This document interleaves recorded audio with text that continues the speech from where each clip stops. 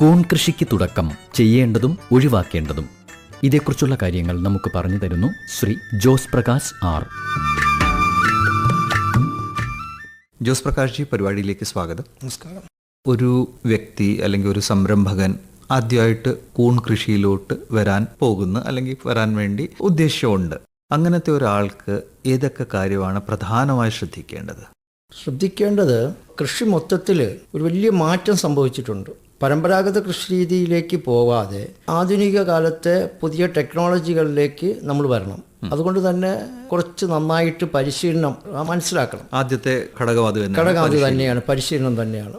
പരിശീലനം കൃത്യമായും ഏറ്റവും നല്ല ഉത്തരവാദിത്തപ്പെട്ട സ്ഥാപനങ്ങളിൽ നിന്ന് പഠിക്കണം. നമുക്ക് ഗവൺമെൻറ് സ്ഥാപനങ്ങൾ ധാരാളമുണ്ട്. യൂണിവേഴ്സിറ്റിയുടെയും കാർഷിക സർവകലാശാല ഉൾപ്പെടെയുള്ള സ്ഥാപനങ്ങൾ പരിശീലനം കൊടുക്കുന്നുണ്ട്. അതോടൊപ്പം കൂൺപുര പോലുള്ള നമ്മുടെ സ്ഥാപനങ്ങളും നമ്മൾ പരിശീലനം കൊടുക്കുന്നുണ്ട്. അഡ്വാൻസ് ടെക്നോളജിയാണ് നമുക്ക് പരിശീലനം വേണ്ടത്. പരമ്പരാഗത കൂൺ കർഷകർ പരമ്പരാഗതമായി ചെയ്തുകൊണ്ടിരിക്കുന്ന ആ മാർഗങ്ങളിലേക്ക് പോയാൽ അത് വിജയകരമായി കൊണ്ടുപോകാൻ പറ്റണമെന്നില്ല. കാരണം അവിടെ കുറേ പ്രശ്നങ്ങൾ ഉണ്ടായിട്ടുണ്ട്. അത് ഷെഡിൻ്റെ കാര്യത്തിൽ, അത് മാധ്യമത്തിൻ്റെ കാര്യത്തിൽ, അത് വിത്തിൻ്റെ കാര്യത്തിൽ, എന്തിന് കൂൺ വിഭവങ്ങൾ ഉണ്ടാക്കുന്ന കാര്യത്തിൽ പോലും വലിയ മാറ്റം സംഭവിച്ചു. ഉദാഹരണത്തിന് നമ്മൾ ഷെഡിലേക്ക് വരികയാണെങ്കിൽ, കൂൺ കൃഷി ഇൻഡോർ കൃഷി തന്നെയാണ്, അത് ഷെഡിനുള്ളിലാണ്. പക്ഷെ അത് പോളി ഹൗസിനകത്താണ്, വായു സഞ്ചാരമുള്ള പോളി ഹൗസുകൾക്കുള്ളിലാണ്. അതിന് കാരണം ഇത്രയേ ഉള്ളൂ, നാം കൂൺ കൃഷി ചെയ്യുന്ന ഷെഡുകളിൽ കാർബൺ ഡൈ ഓക്സൈഡിൻ്റെ അളവ് ക്രമാതീതമായി വർദ്ധിക്കും. കാരണം മനുഷ്യനെ പോലെ തന്നെ ഓക്സിജൻ വലിച്ചെടുത്ത് ശ്വസിച്ച് കാർബൺ ഡൈ ഓക്സൈഡ് പുറത്ത് കളയുന്നതാണ് ഈ ഫംഗസുകൾ. അതുകൊണ്ട് തന്നെ മറ്റ് സസ്യങ്ങളെ കാണുന്ന മാതിരി, നാം കാർബൺ ഡൈ ഓക്സൈഡ് വലിച്ചെടുത്ത് ഓക്സിജനെ കളയുന്ന സസ്യജീവങ്ങളെ കാണുന്ന മാതിരി ഇത് പരിചരിക്കാൻ പറ്റില്ല. അപ്പോൾ ഇത് പരിചരിക്കപ്പെടേണ്ട, വളർത്തേണ്ട ഷെഡുകളിൽ കാർബൺ ഡൈ ഓക്സൈഡ് ഉണ്ടാവുമെന്നും ശുദ്ധവായുവിൽ ഓക്സിജൻ ഇതിന് ആവശ്യമാണെന്നും നാം മനസ്സിലാക്കി കൃത്യമായി ഓക്സിജൻ ഷെഡുകൾക്കുള്ളിൽ, ആ ഇൻഡോർ ആണെങ്കിൽ പോലും ആ ഉൾഭാഗത്ത് അത് നമുക്ക് കൊടുക്കണം. അപ്പോൾ അടഞ്ഞ റൂമുകളാണെങ്കിൽ അവിടെ കാർബൺ ഡൈ ഓക്സൈഡിൻ്റെ അളവ് ക്രമാതീതമായി വർദ്ധിപ്പിച്ച് ഒരേ സ്ഥലത്ത് നാം കൂടുതൽ കാലം കൃഷി ചെയ്യുമ്പോൾ വിളവ് കുറയുന്നതായിട്ട് കാണാം. അത് കൂൺ കൃഷിയുടെ ഒരു പരാജയമല്ല, അശാസ്ത്രീയമായ കൂൺപുര നിർമ്മാണമാണെന്ന് നമ്മൾ മനസ്സിലാക്കണം. അപ്പോൾ ഈ കൂൺപുര നിർമ്മിക്കുമ്പം സർ സൂചിപ്പിച്ച് ഹൈടെക്, അപ്പോൾ എല്ലാവരെയും കൊണ്ട് ഈ ഹൈടെക് ഡയറക്റ്റായിട്ട് പോകാൻ ചിലപ്പം സാധിക്കത്തില്ല. എന്നാലും പ്രധാനമായിട്ട് ഈ കാർബൺ ഡൈ ഓക്സൈഡിൻ്റെ കാര്യം പറഞ്ഞ് വായു സഞ്ചാരമുള്ള ഒരു റൂം ആയിരിക്കണം. ഇതൊഴിച്ച് വേറെ ഏതൊക്കെ കാര്യങ്ങളാണ് ശ്രദ്ധിക്കുക? റൂമിൽ ഇത്രയും ശ്രദ്ധിച്ചാൽ മതി. ഒന്ന്, വായു സഞ്ചാരം. രണ്ട്, അതിനാവശ്യമായ വളരാനുള്ള ടെമ്പറേച്ചർ, ഹ്യൂമിഡിറ്റി. കൂൺ കൃഷിയെ സംബന്ധിച്ചിടത്തോളം ഹ്യൂമിഡിറ്റിക്കും ടെമ്പറേച്ചറിനും വളരെയേറെ പ്രാധാന്യമുണ്ട്. അപ്പോൾ എപ്പോഴും കൂൺ കൃഷിയുടെ ടെമ്പറേച്ചർ നമുക്ക് കുറച്ച് കൊണ്ടുവരുന്നത് മറ്റ് മാർഗങ്ങളിൽ, മറ്റ് പച്ചക്കറി കൃഷിയിലോ മറ്റിടത്തും കാണുന്നത് മാതിരിയല്ല. ഇവിടെ ഹ്യൂമിഡിറ്റി ഉയർത്തിക്കൊണ്ടാണ്, അന്തരീക്ഷത്തിലെ വായുവിലെ ജലാംശം ഉയർത്തിക്കൊണ്ടുള്ള ഒരു ഹ്യൂമിഡിറ്റി വർദ്ധിപ്പിച്ചുകൊണ്ടുള്ള ടെമ്പറേച്ചർ കുറയ്ക്കുന്ന രീതി തന്നെ വരണം. അവിടെ നമുക്കിപ്പോൾ പുതിയ ടെക്നോളജികളുണ്ട്. നമ്മൾ സ്പ്രെയറിൽ നിന്ന് തുടങ്ങി അത് മിസ്റ്റ് മേക്കറായി, ഫോഗറായി, ഇന്ന് നമ്മൾ അൾട്രാസോണിക് മിസ്റ്റ് മേക്കറിലേക്ക് നിൽക്കുകയാണ്. അപ്പോൾ നമ്മൾ ഇന്നൊരു നാനോ ലെവലിലേക്ക് വളരെ ഫോഗ് ചെയ്ത് കൊടുക്കുന്ന രീതിയിലേക്ക്. അപ്പോൾ അത്തരം സാഹചര്യങ്ങൾ നമ്മൾ ആ ഷെഡിനകത്ത് ഉണ്ടായിക്കൊടുത്ത് ഹ്യൂമിഡിറ്റി പരമാവധി ഡെവലപ്പ് ചെയ്ത് അതിലൂടെ ടെമ്പറേച്ചർ കുറച്ച്, പ്രത്യേകിച്ച് ചിപ്പിക്കൂണിനാണെങ്കിൽ ഒരു 28 ഡിഗ്രിയോളം ചൂട്, 30-32 പാൽക്കൂൺ കൃഷിക്ക് കൊണ്ടുവരാം. ഇപ്പം നമുക്കറിയാം കൂടുതൽ ചൂടുള്ള സമയമാണ്, നമുക്കൊരു സ്ഥിരതയായ ഒരു നമ്മുടെ കാലാവസ്ഥയിൽ വ്യതിയാനങ്ങളുണ്ട്, തണുപ്പുണ്ടാവും, ചൂടുണ്ടാവും. പക്ഷെ ഒരു കൂൺ കൃഷി നമ്മൾ ചെയ്യുന്ന ഇൻഡോറിനകത്തായതുകൊണ്ട്, നമ്മളൊരു കൂൺ പുരയ്ക്കുള്ളിലായതുകൊണ്ട് അത് സ്വാഭാവികമായിട്ട് അതിനകത്ത് കൃത്രിമമായി നമുക്ക് ടെമ്പറേച്ചർ കൃത്യപ്പെടുത്തി കൊടുക്കാമെങ്കിൽ നമുക്ക് വർഷത്തിൽ എല്ലാ സമയത്തും കൂൺ കൃഷി ചെയ്യാം. അതിന് ടെറസ് റൂമാണോ, അത് മറ്റ് ഏതെങ്കിലും മേൽക്കൂരയുള്ള റൂമുകളാണോ, ഇതൊന്നും ഇവിടെ ഒരു പ്രശ്നമല്ല. അതിനുള്ളിൽ വായു സഞ്ചാരം ഉണ്ടാവണം, അവിടെ ടെമ്പറേച്ചർ കൃത്യപ്പെടുത്തി കൊടുക്കണം. അപ്പോൾ ടെക്നോളജിയുടെ രണ്ടാം ഭാഗം അതാണ്. പിന്നെ മൂന്നാമത്തത്, ഫിസിക്കലി എത്ര നമുക്ക് ജോലി കുറയ്ക്കാം. അപ്പോൾ നമുക്ക് ഇന്ന് പുതിയ കാലത്ത് പുതിയ ആധുനിക കൃഷി രീതിയിൽ പുതിയ മാധ്യമങ്ങൾ വന്നിട്ടുണ്ട്. നമ്മൾ ഇതേ നേരം കൂൺപുരയെ കുറിച്ചാണ് സംസാരിച്ചത്. ഇപ്പം ഈ കൂൺ വളർത്താനുള്ള മാധ്യമത്തിലേക്ക് വരാം. അപ്പം നമ്മൾ മാധ്യമത്തിലേക്ക് വരുമ്പോൾ വളരെ കൃത്യതയോടുകൂടിയുള്ള, ഇപ്പോൾ ഉദാഹരണത്തിന് കൂൺപുരയുമായി ബന്ധപ്പെടുകയാണെങ്കിൽ ഞങ്ങൾ ഈ പോഷിച്ച മഷ്റൂം പെല്ലറ്റ് ഉണ്ട്. അപ്പോൾ മഷ്റൂം പെല്ലറ്റ് നമുക്ക് വാങ്ങാൻ കിട്ടും. ഈ പോഷിച്ച എന്ന് പറയുമ്പോൾ ഒരുപക്ഷെ കൂൺ കൃഷിക്ക് വേണ്ടി നമ്മൾ തയ്യാറാക്കിയ, അതിനകത്ത് അതിന് വേണ്ടുന്ന pH ഒക്കെ ക്രമീകരിച്ച, കൃഷിയിൽ ഒരു വളരെ പ്രാധാന്യമുള്ളൊരു ഘടകമാണ്. നമ്മൾ നേരത്തെ പറഞ്ഞ മാതിരി pH ഒക്കെ ഒരു വളരെ പ്രധാനമാണ്. അപ്പോൾ നമ്മൾ ഉപയോഗിക്കുന്ന വെള്ളത്തിലെ pH, നാം ഉപയോഗിക്കുന്ന മാധ്യമത്തിലെ pH, ഇതൊക്കെ കൃത്യപ്പെടുത്തി അത് തയ്യാറാക്കി പോഷിപ്പിച്ച് വെച്ചിട്ടുണ്ട്. കൂൺ കൃഷിക്ക് വേണ്ടി മാത്രം തയ്യാറാക്കിയ പെല്ലറ്റ്, മഷ് പെല്ലറ്റ് ഉണ്ട്. അപ്പോൾ അതിലേക്കാണ് നമ്മൾ കൃഷി നിങ്ങൾ അല്ലെങ്കിൽ തന്നെ develop നമ്മൾ ഡെവലപ്പ് ചെയ്തിരിക്കുന്നത്. അപ്പോൾ നമ്മളുടെ ഡെവലപ്മെൻറ്റ്, നമ്മുടെ ഗവേഷണം എന്ന് പറയുന്നത് അനുഭവത്തിൻ്റെ ഗവേഷണമാണ്. കർഷകനെ സംബന്ധിച്ചിടത്തോളം അവന് വിളവ് വേണം. ആ വിളവ് ചെറിയ വിളവ് പോരാ. അത് നമ്മളൊന്ന് 1 കിലോ മാധ്യമത്തിന് 1 കിലോ കൂടുന്ന ഒരു ആശയത്തിൽ നിന്ന് ആയിരുന്നെങ്കിൽ ഇന്നും ചില ഇൻസ്റ്റിറ്റ്യൂട്ടുകളൊക്കെ ആ നിലയ്ക്ക് നിൽക്കുന്നുവെങ്കിൽ ഞങ്ങൾ 1.25-1.5 കിലോയിലേക്ക് പോവുകയാണ്. മാധ്യമം വളരെ പ്രാധാന്യമാണ്. മഷ് പെല്ലറ്റ് സാർ പറഞ്ഞിപ്പം അങ്ങനെ പെല്ലറ്റ്സ് ഒക്കെ ഉണ്ട്, പോഷിപ്പിച്ച പെല്ലറ്റ്സ് ഉണ്ട്. ഇതൊഴിച്ച് ആദ്യമൊക്കെ എന്ന് പറഞ്ഞാൽ നമ്മൾ ഈ പഡിസ്ട്രോ, മരപ്പൊടി, വൈക്കോല് ഇതൊക്കെ യൂസ് ചെയ്യുമായിരുന്നു. അപ്പോൾ അതിലൊക്കെ നേരിട്ടെടുത്ത് ട്രീറ്റ് ചെയ്ത് ഉണക്കി, മഴക്കാലത്ത് ഉണക്കാൻ ബുദ്ധിമുട്ട്, ചൂടുകാലത്ത് വെള്ളമില്ലായ്മ, ഒരുപാട് പ്രശ്നങ്ങളുണ്ട്. ഒരു പ്രദേശത്തിൻ്റെതായ പ്രാദേശിക പ്രശ്നങ്ങളുണ്ട്. അത് വൈക്കോലായാലും കിട്ടാത്ത മരപ്പൊടി കിട്ടിയാലും അത് വളരെ സോഫ്റ്റ് ആയിട്ടുള്ള മരപ്പൊടികളായിരിക്കണം. അത് കൃത്യസമയത്ത് പരിചരിച്ച് നമുക്ക് ഇന്ന് ആ മരപ്പൊടിയും വൈക്കോലും ഇതൊക്കെ തന്നെയാണ് നമ്മളത് സംസ്കരിച്ച് പെല്ലറ്റാക്കിയൊക്കെ നമ്മളിന്ന് കൊടുക്കണം. അപ്പോൾ അതിന് കുറച്ചുകൂടി സുരക്ഷിതത്വം വന്നു. ഹൈഡ്രോളിക് സിസ്റ്റത്തിൽ ശരിക്കും അത് 120 ഡിഗ്രി ചൂടിൽ ടെമ്പറേച്ചർ കൊടുത്ത് ഹീറ്റ് ചെയ്ത് അതിന് ശേഷം അത് പ്രഷർ ചെയ്ത് പെല്ലറ്റാക്കി തരികയാണ് നമ്മൾ. അപ്പോൾ അതിന് സൂക്ഷിപ്പ് കാലാവധിയും കൂടുതലാണ്. നമ്മൾ മാധ്യമം പുറത്ത് വെച്ച് അതിനകത്ത് വേറെ ഫംഗസ് വരികയോ മറ്റു കീടങ്ങൾ വരികയോ ഒന്നുമില്ല. അപ്പോൾ അത് അതിനകത്ത് പോളി ബാഗ് സിസ്റ്റമാണ് നമ്മൾ ആദ്യമൊക്കെ പറഞ്ഞിരുന്നെങ്കിൽ ഇപ്പോൾ അതൊക്കെ മാറി. ഇപ്പോൾ നമ്മൾ ബിഗായിട്ട് ഇപ്പോൾ ഉദാഹരണത്തിന് ഒരു 5 കിലോ മഷ് പെല്ലറ്റ് എടുത്തു കഴിഞ്ഞാൽ അതിനകത്ത് ഒരു 7 ലിറ്റർ വെള്ളം ഒഴിക്കുന്നു. അതിനുശേഷം അതിലേക്ക് കാൽസ്യം കാർബണേറ്റ് pH ക്രമീകരിക്കാൻ വേണ്ടി നമ്മളൊരു 5 സ്പൂൺ ഇടുന്നു. അത് കഴിഞ്ഞാൽ അതിനകത്ത് അതിനെ കവറുകളിൽ നിറച്ച് നമ്മൾ മരപ്പൊടിയൊക്കെ കൊണ്ട് എങ്ങനെ ചെയ്യുമോ അതും അതിന് നമുക്ക് ചെയ്യാൻ പറ്റും. ആ നിലയ്ക്ക് അത് വന്നിട്ടുണ്ട്. അപ്പോൾ മാധ്യമത്തിൽ വലിയൊരു മാറ്റം സംഭവിച്ചു. ആദ്യകാലത്തെ വൈക്കോലൊക്കെ മാറി ഇപ്പം ഡയറക്റ്റ് നമ്മൾ യൂസ് ചെയ്യുന്ന എന്ന് വെച്ചാൽ വൈക്കോലിൽ നിന്ന് പൂർണ്ണമായിട്ട് മാറ്റണമെന്നൊന്നും ഞാൻ പറയുന്നില്ല. ഈ വൈക്കോല് താരതമ്യേന കിട്ടുന്ന ഒരു സ്ഥലമാണെങ്കിൽ, അവന് കർഷകന് വൈക്കോല് സുരക്ഷിതമായി കിട്ടുന്ന ഒരു സ്ഥലമാണെങ്കിൽ അവൻ അത് ചെയ്യുന്നതുകൊണ്ട് തെറ്റില്ല. സംസ്കരിക്കാനുള്ള മറ്റ് സംവിധാനങ്ങളും സ്ഥലവും സൗകര്യവും ആൾക്കാരുടെ സൗകര്യവും ജോലിക്കാരുടെ ബുദ്ധിമുട്ടില്ലായ്മയൊക്കെ ഉണ്ട് എങ്കിൽ നമുക്ക് ആ മാർഗമൊക്കെ സ്വീകരിക്കാം. അതൊന്നും വേണ്ട, പരമ്പരാഗത മാർഗങ്ങൾ വേണ്ടെന്നല്ല. പക്ഷെ ഇന്ന് നമ്മൾ പട്ടണവൽക്കരിക്കപ്പെട്ട ഒരു പ്രദേശത്ത് സ്ഥല സൗകര്യം ഇല്ലായ്മ കൊണ്ട് കുറഞ്ഞ സ്ഥലത്ത് എങ്ങനെ കൂടുതൽ കൃഷി ചെയ്യാം. അപ്പോൾ ഇവിടെ ഒരു ചോദ്യം വരുന്നതെന്ന് പറഞ്ഞാൽ, ഇങ്ങനത്തെ പെല്ലറ്റ്സ് ഒക്കെ യൂസ് ചെയ്യുമ്പം അത് നമ്മുടെ എക്കണോമിക്കലി വയബിൾ ആണോ, അല്ലെങ്കിൽ നമുക്ക് അതിൽ ചിലവാക്കുന്ന പൈസ നമുക്ക് തിരിച്ച് അത് വളരെ വളരെ കൃത്യമായൊരു ചോദ്യമാണ്. സ്വാഭാവികമായിട്ട് നമ്മൾ നേരിട്ട് മരപ്പൊടിയിലേക്ക് കൃഷി ചെയ്യുകയാണ്, അല്ലെങ്കിൽ വൈക്കോലിലേക്ക് കൃഷി ചെയ്യുകയാണ്. അങ്ങനെ വരുമ്പോൾ ഒരു ബെഡ്, ഒരു തളം ഉണ്ടാക്കാൻ നമുക്ക് ആവശ്യം വരുന്ന 30 രൂപയോ 35 രൂപയോ ആയിരിക്കും. 50 രൂപയ്ക്ക് താഴെ വരും. ഇതൊരു പക്ഷേ പെല്ലറ്റിലേക്ക് പോകുമ്പോൾ നമുക്ക് 1 കിലോ പെല്ലറ്റ് വാങ്ങുമ്പോൾ തന്നെ നമുക്ക് ഏകദേശം 40 രൂപയോളം വില വരുന്നു. 10-16 രൂപയുടെ വിത്ത് വരുന്നു, കവർ വരുന്നു, 60 രൂപയ്ക്ക് അടുത്ത് പോകും. അപ്പോൾ ഒരു 10 രൂപ 15 രൂപയുടെ വർധനവ് ഈ മാധ്യമത്തിലേക്ക് വരുന്നുണ്ട്, ഒരു ബെഡിൽ, ഒരു തളത്തിൽ. പക്ഷെ അതിനനുസൃതമായിട്ട് വിളവിൽ അത് കൂടിയിട്ടുണ്ട്. മാനുവലായിട്ട് നമ്മൾ ചെയ്യുന്ന ജോലി കുറഞ്ഞിട്ടുണ്ട്. ഒരു വ്യക്തിക്ക് മറ്റേ 10 ബെഡ് ചെയ്യാൻ പറ്റുമെങ്കിൽ ഇവിടെ അത് 25-50 ബെഡ് ചെയ്യാം ഒരു ദിവസം.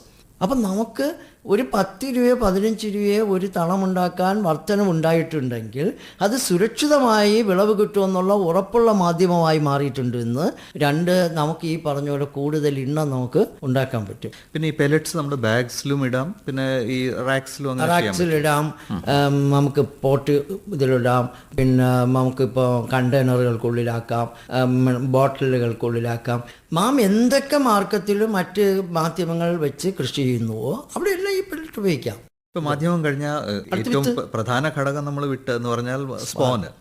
ഏറ്റവും പ്രധാനം വിത്ത് ഗുണം 10 ഗുണം. വിത്ത് തന്നെയാണ് പ്രധാനം. നമ്മൾ ഒരുപക്ഷെ നമുക്ക് വിത്ത് ഒരു പ്രധാനമാണ്. വിത്തിൽ വരുമ്പോൾ അവിടെയാണ് വലിയ മാറ്റം സംഭവിച്ചത്. ഇന്നലകളിൽ ചിപ്പിക്കൂണ്, പാൽക്കൂണ് എന്ന് പറഞ്ഞാൽ മാവ് മാത്ര വെറൈറ്റി, ആ കൂടി അറിയാവുന്നുള്ള പ്ലൂറോട്ടസ് എന്ന ബൊട്ടാണിക്കൽ നൈമിൽ അറിയപ്പെടുന്ന ഫ്ലോറിഡ, അല്ലെങ്കിൽ 1-2 വെറൈറ്റികൾ ഇന്നും പഴയ കർഷകർ ഈ പേരുകൾ മാത്രം കൊണ്ടു നടക്കണം. അതിനുണ്ടായ ഒരു മാറ്റം, അവിടെ ഉണ്ടായ ഒരു ഹൈബ്രിഡ് വർഗ്ഗങ്ങൾ, ഓരോ ഗവേഷണ ഇൻസ്റ്റിറ്റ്യൂട്ടിലും ഓരോ പുതിയ ഇനം ഇങ്ങനെ സൃഷ്ടിക്കപ്പെടുകയാണ്.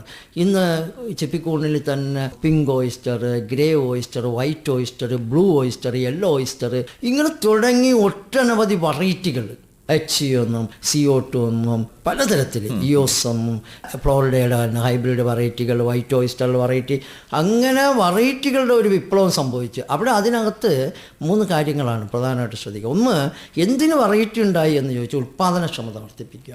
1 കിലോ മാധ്യമത്തിൽ നിന്ന് 1.5 കിലോളം കൂണ് കിട്ടുന്ന ഉൽപ്പാദനക്ഷമത വർദ്ധിപ്പിക്കുക.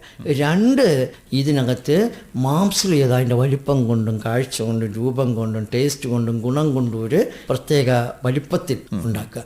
3, ഓയിസ്റ്റർ മഷ്റൂമിൻ്റെ സൂക്ഷിപ്പ് കാലാവധി കൂട്ടുക. ഹാർവെസ്റ്റിംഗ് കഴിഞ്ഞാൽ ഉണ്ടാകുന്ന സൂക്ഷിപ്പ് കാലാവധി പരമാവധി നമുക്ക് ഒരു ദിവസമാണ് പുറത്തിരിക്കുമെങ്കിൽ ഇപ്പോൾ 2-3 ദിവസം ഇരിക്കുന്ന കൂണുകൾ അതിലേക്കൊന്ന്. പാൽക്കൂണ് 8-10 ദിവസം പുറത്ത് കിടക്കുന്ന വെറൈറ്റികളായി. പാൽക്കൂണൊക്കെ ഇന്ന് നമ്മുടെ ഇടയിൽ ബട്ടൺ മഷ്റൂമിന് പകരം വയ്ക്കാൻ കേരളത്തിൻ്റെ പാൽക്കൂണ് മിൽക്കി മഷ്റൂം വന്നിട്ടുണ്ട്. പനീർ കട്ട് ചെയ്യും മാതിരി സ്ലൈസ് ചെയ്ത് അത് ടേസ്റ്റായിട്ട് പഴയ ആ ഒരു കവർപ്പൊക്കെ മാറി പുതിയ ഹൈബ്രിഡ് വർക്കം വന്നപ്പോൾ ടേസ്റ്റി ആയിട്ട് വന്നിട്ടുണ്ട്. അതെല്ലാം ആ വിത്തിൻ്റെ പ്രത്യേകതയാണ്. അപ്പോൾ പുതിയ ഇനം വിത്തുകൾ, പുതിയ കാലത്തെ പുതിയ മാറ്റത്തിൻ്റെ ആ വിത്തുകൾ. ഇപ്പോൾ ഹൈബ്രിഡിൽ ഇപ്പോൾ നമുക്ക് വേണമെങ്കിൽ ഒറ്റ ബാക്കി പറഞ്ഞാൽ നമുക്ക് ബ്രോയിലർ കൂണുണ്ടായിട്ടുണ്ട്. എന്ന് പറഞ്ഞാൽ ഓയിസ്റ്ററിന് 15 ദിവസമാണെങ്കിൽ 10 ദിവസം കൊണ്ടുണ്ടാവണം ബ്രോയിലർ വെറൈറ്റി പെട്ടെന്നുണ്ടാവും. എന്നേക്കും അത് പെട്ടെന്നുണ്ടാകുമ്പോൾ നമ്മൾ കോഴിയുടെ ബ്രോയിലർ മാതിരി നാടൻ കോഴിക്കില്ലാത്ത ഗുണം, അതിനുള്ള ഗുണം ബ്രോയിലറിനില്ലല്ലോ, അതുകൊണ്ട് ഈ കൂണിൽ അങ്ങനെ ചിന്തിക്കണം. ഇതൊരു ആകർഷണീയമായ അലങ്കാര പേരുകൾ ഇടുന്നതേ ഉള്ളൂ.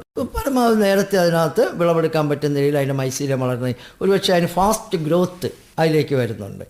പെട്ടെന്ന് മൈസീലം വളരാനുള്ള ശേഷി. കുറച്ച് കണ്ടാമിനേഷനായ മാധ്യമങ്ങളിൽ പോലും അത് കടന്നു കയറി മറ്റ് പെട്ടെന്ന് വളരാൻ പറ്റുന്ന യോസ് പോലുള്ള പിങ്ക് വെറൈറ്റിയിലുള്ള കൂണൊക്കെ ഉണ്ട്. അതൊക്കെ കുറച്ചുകൂടി നമ്മുടെ നാട്ടിൽ പ്രചാരം വർദ്ധിച്ചിട്ടുണ്ട്. അപ്പോൾ ഇങ്ങനത്തെ വിത്തുകളൊക്കെ കൂൺപുരയിലുണ്ട്, ഞങ്ങൾ കൊടുക്കുന്നുണ്ട്, ഞങ്ങൾ തയ്യാറാക്കി മാർക്കറ്റ് ചെയ്യുന്നുണ്ട്. കൂൺ മാധ്യമ രംഗത്ത് വിത്ത് മുതൽ വിപണി എന്ന ആശയം കൊണ്ടാണ് നമ്മൾ ഇത് ആരംഭിച്ചിരിക്കുന്നത്. കൂൺപുര എന്ന ആശയം വിത്ത് മുതൽ വിപണിയാണ്. അവർ ബൈബാക്ക് ചെയ്യുന്നുണ്ട് കൂണ്. ഞങ്ങൾ തന്നെ പരിശീലനം കൊടുത്ത്, ഞങ്ങൾ കൂണ് വിത്ത് കൊടുത്ത്, ഞങ്ങൾ കൂണെടുത്ത് ഞങ്ങൾ മാർക്കറ്റ് ചെയ്യുന്നുണ്ട്. 10-32 വെറൈറ്റി പ്രോഡക്റ്റുകൾ.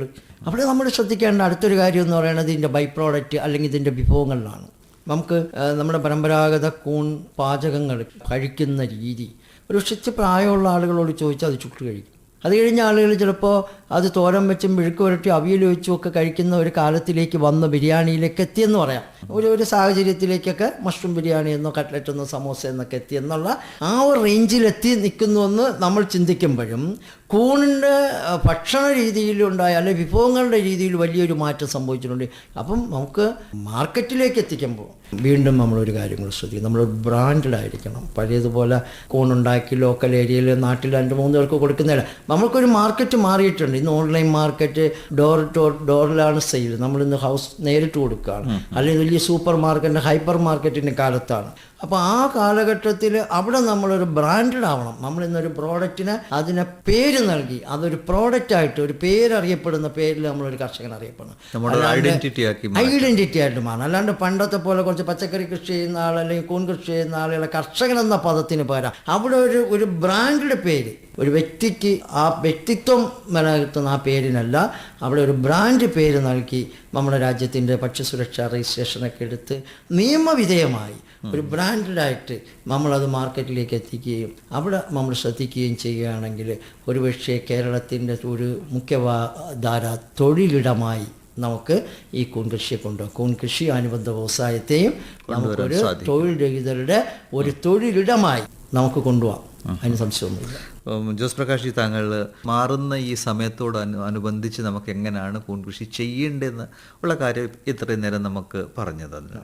ഒഴിവാക്കേണ്ട കാര്യങ്ങൾ ഏതൊക്കെയാണ്? ഒഴിവാക്കേണ്ടത് നമ്മൾക്ക് ഏറ്റവും പ്രധാനമായി എനിക്ക് പറയാനുള്ളത്, ഇന്നലകളിൽ പഴയ കൃഷി രീതി, പഴയ കാഴ്ചപ്പാട്. ആരെങ്കിലും ഇന്നലകളിൽ കൂൺ കൃഷി ചെയ്ത് ഫെയിലുവറായിപ്പോയി പരാജയപ്പെട്ടു പോയി, അതുകൊണ്ട് ഞാനിനി ചെയ്താൽ പരാജയപ്പെട്ടു പോകും എന്ന ആ സങ്കല്പം അല്ലെങ്കിൽ അവൻ്റെ ചിന്ത അതിൽ നിന്ന് മാറി ഇത് 100% നമുക്ക് വിജയമാണെന്നും ഒരു വ്യക്തി തിരിച്ചറിയണം. താങ്കൾ നിരവധി ആൾക്കാരെ പരിശീലിപ്പിച്ചിട്ടുണ്ടല്ലോ, ഒത്തിരി സംരംഭകരും കാണും. അപ്പം ഫെയിലിയർ ആവുന്ന മെയിൻ റീസൺ എന്തുവാണ് താങ്കൾ കണ്ടത്? ഫെയിലിയർ ആവുന്നത് അവരോട് ചോദിച്ചാൽ അവർ 2-3 കാര്യം പറയും. അതിലേറ്റവും പ്രധാനം അശാസ്ത്രീയമായ കൂൺപുര നിർമ്മാണം, അടഞ്ഞ റൂമുകൾ. ഇപ്പം തന്നെ പോളി ഷീറ്റ് വെച്ചിട്ട് കൂൺപുരകൾ ചെയ്യുന്ന രീതിയുണ്ട്.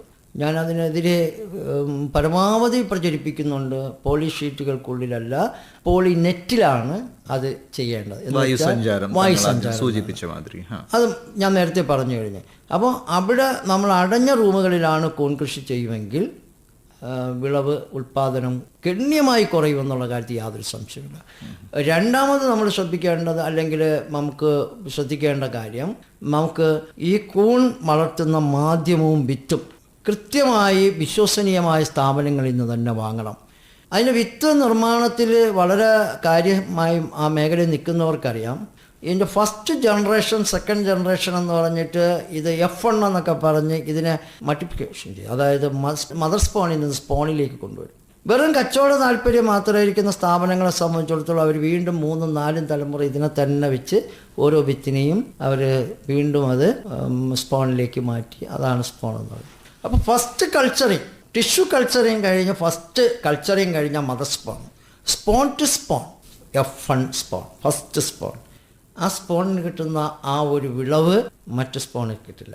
അപ്പോൾ ഉത്തരവാദിത്തപ്പെട്ട സ്ഥാപനങ്ങളിൽ നിന്ന് കൃത്യമായും ഒരുപക്ഷെ നമുക്ക് കാണാൻ പോലും പറ്റില്ല. കഴിയുമെങ്കിൽ മദർ സ്പോൺ മേടിച്ച് സ്പോൺ ഉണ്ടാക്കാനും കൂടി കൃഷിക്കാരന് കഴിഞ്ഞാൽ കുറച്ചുകൂടി നമുക്ക് വിളവുണ്ടാക്കാൻ പറ്റും. അപ്പോൾ സ്പോൺ തിരഞ്ഞെടുക്കപ്പെടുന്നതിൽ ശ്രദ്ധിക്കപ്പെടണം. 3, മാധ്യമം നമുക്കറിയാം. നമ്മുടെ സാധാരണ വൈക്കോലും മരപ്പൊടിയിലും ഒക്കെ കൃഷി ചെയ്യുന്നവരെ സംബന്ധിച്ചിടത്തോളം, പരമ്പരാഗത മാർക്കറ്റിൽ കൃഷി ചെയ്യുന്നവരെ സംബന്ധിച്ചിടത്തോളം അവർ pH ഒന്നും നോക്കാറില്ല.